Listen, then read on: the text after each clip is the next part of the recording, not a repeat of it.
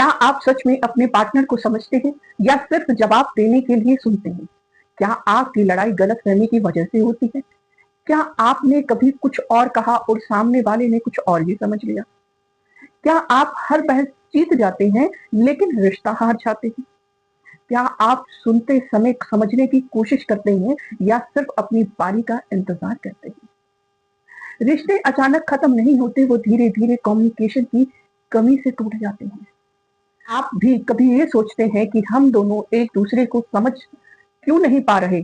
तो ये वीडियो आपके लिए। नमस्कार, मैं हिमानी भारद्वाज। वीडियो शुरू करने से पहले इस वीडियो को लाइक कीजिए, चैनल को सब्सक्राइब कीजिए, क्योंकि हो सकता है आप आखिर तक पहुंचे और आपकी प्रॉब्लम सॉल्व हो जाए। सबसे बड़ी प्रॉब्लम कम्युनिकेशन होता है। जब भी कपल्स या फैमिली थेरेपी में आते हैं, सबसे कॉमन कंप्लेंट होती है, हमारी कम्युनिकेशन ठीक नहीं है। लेकिन सच ये है कि कम्युनिकेशन की प्रॉब्लम अक्सर सिर्फ ऊपर से दिखाई देती है, अंदर कई और अनरिजॉल्व्ड इशू छिपे होते हैं। फिर भी अगर कम्युनिकेशन बेहतर हो जाए तो आधी समस्याएं अपने आप ही हल होने लगती हैं। आज मैं आपको कुछ प्रैक्टिकल टेक्निक्स बताऊंगी जो आपकी कन्वर्सेशन को प्रोडक्टिव बना सकती है। याद रखिए, कम्युनिकेशन का गोल आर्ग्यूमेंट जीतना नहीं है, गोल है एक दूसरे को बेहतर समझना। एक्टिव लिसनिंग या फिर रिफ्लेक्टिव लिसनिंग, ये तरीका थोड़ा स्लो है लेकिन बेहतर पावरफुल है।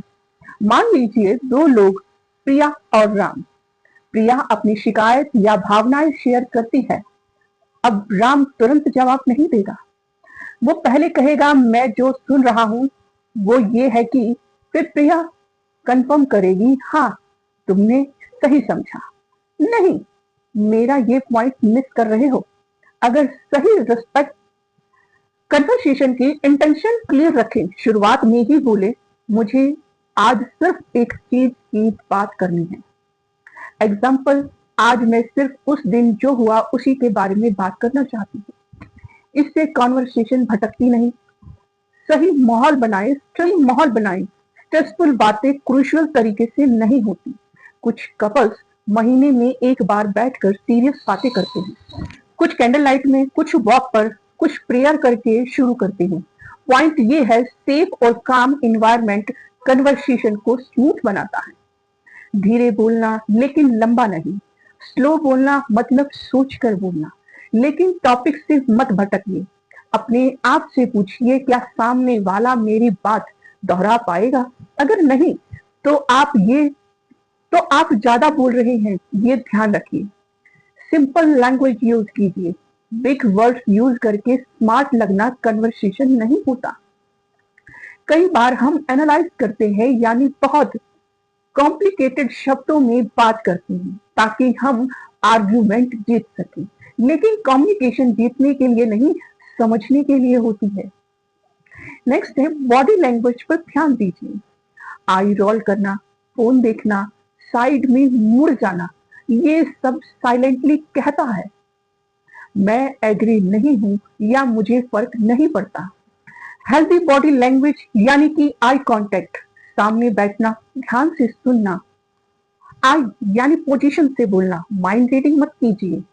तुम हमेशा गुस्सा हो जाते हो, मुझे बुरा लगता है। जब बेस्ट फॉर्मूला होता है ये, मुझे डैश महसूस होता है जब तुम डैश करते हो, और आगे से मैं चाहूंगा या चाहूंगी कि तुम डैश मत करो। एग्जाम्पल, मुझे इग्नोर्ड महसूस होता है जब मैं बात कर रही हूँ और तुम फोन देखने लगते हो। आगे से मैं चाहती हूँ कि तुम 5 मिनट फोन साइड में रख दो।